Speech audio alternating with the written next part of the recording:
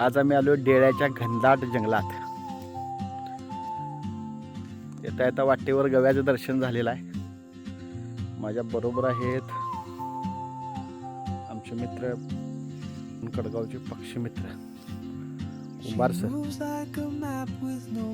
त्यांना एक काय दिसते कुंभार सर? दिसलेला आहे. त्याचा फोटो टिपण्यामध्ये सर्वस्त आहे.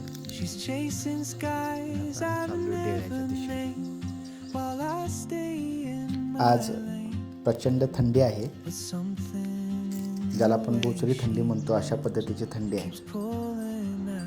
आणि या थंडीतूनच आज आम्ही पक्षी निरीक्षणासाठी बाहेर पडलेलो आहोत.